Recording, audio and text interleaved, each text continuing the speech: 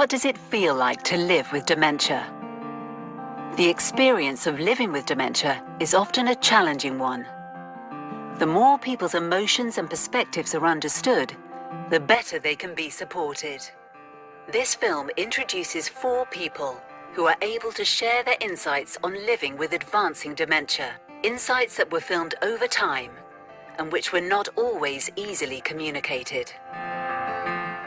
I wake up and I feel afraid to get out. What am I going to face today? What's going to go wrong? Because I've always got this thing in my, well, often get this thing in my mind to say, you've done something, you've broken something, you've lost something, you aren't any good to anybody, why are you here? And I get that a lot.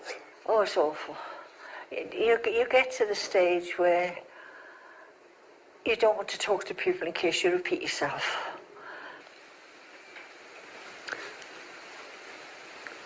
I couldn't go outside and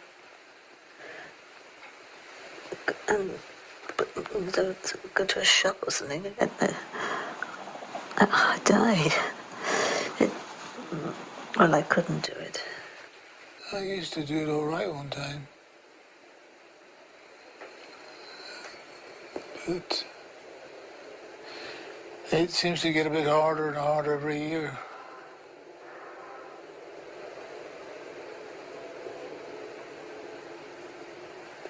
You end up with things like this. Well, you don't feel as if you're in the world. At least I didn't.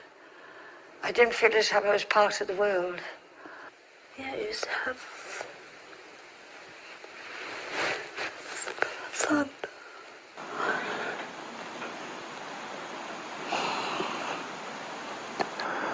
Makes you feel defeated.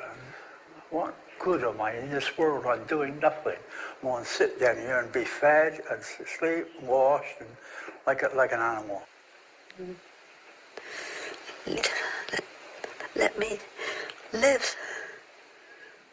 Barry has lived with dementia for more than 15 years. He's aware of the changes within his life and is still both able to articulate this and, importantly, express how he feels about it. Well, when I came home last night and I went out and she said she wanted a cup of tea, I said, well, I'll make that 1 minute.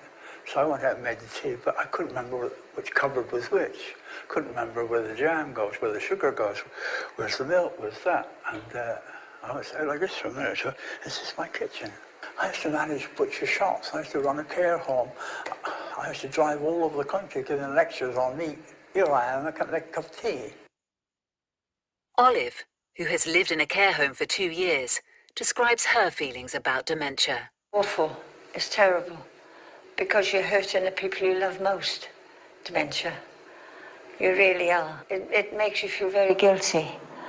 Bob has received full-time care for 2 years. He talks about how dementia has changed his life. In a word, concentration. I can't seem to concentrate on one thing for very long. I don't think you realise how it hits you. Bob's symptoms include hallucinations and mistaken beliefs, which his wife Sally explains.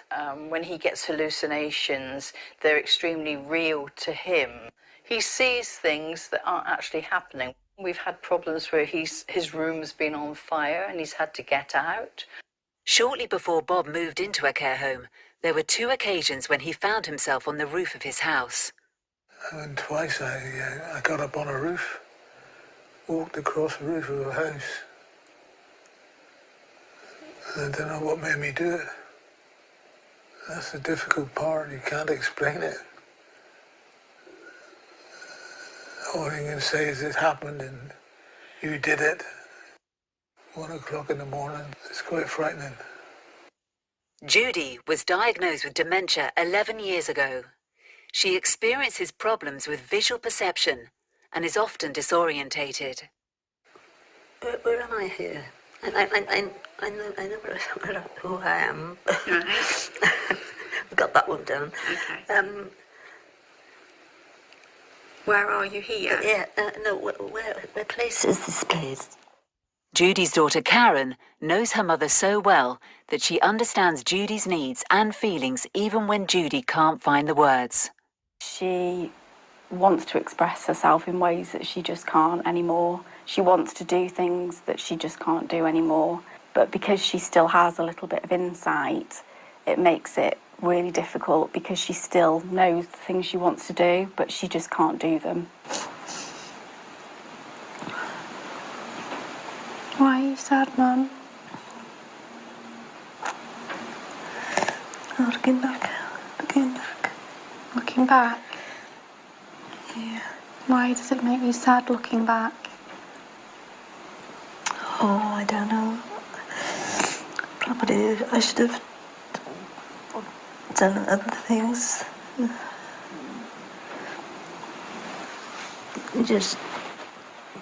You can't do anything about it. That's the thing. People can feel powerless in the face of dementia. Well, it's like a silent illness, isn't it?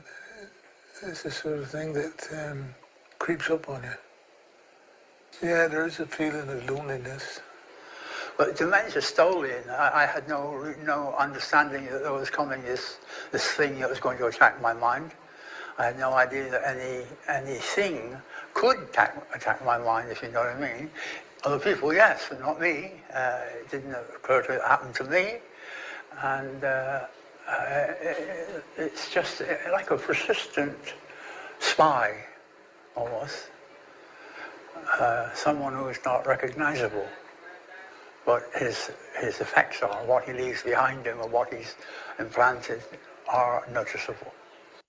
Dementia is sometimes portrayed as taking away a person's identity. Judy was asked if she feels this is true for her. Oh, it doesn't. You are what you are with that. Well, with me, I'll be the same. Exactly the same. No, I was sorry. It's still me. It's still me. It's I'm just saying. It's horrible because she was so young, being diagnosed with Alzheimer's, but then, you know, that bits of her do still shine through, and she still is my mum. Barry is also clear on this point. Yeah, I'm a man, it's me. And I am me. I'm my wife's husband, I'm my son's dad. And it seems to me that most people, oh, she got dementia. That's sort of like a full stop. End the sentence, end the discussion. She's got dementia, or he's senile. Supportive relationships with families, friends and professional carers play a key role in helping people with dementia live well. They're very caring. And I get big hugs from my husband and my children. And that's all right, Mum. You forgot something, that's all. Doesn't matter. Here we are. Then it's all sorted out again. Well, if you to stay here and help me, and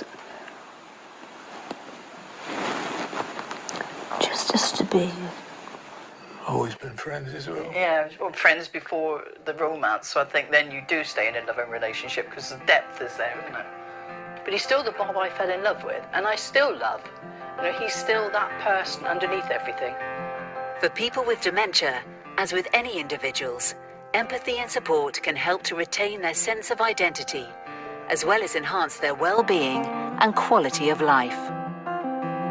If I could say one thing to somebody who's got dementia or a carer, it would be probably hang on in there because they really do need you and they have feelings and totally understand what you're saying. And one thing, if I walk into the room and Mum can't see me, she hears my voice within a split second. If I say hello to somebody, she knows that I'm there, and it means so much to them.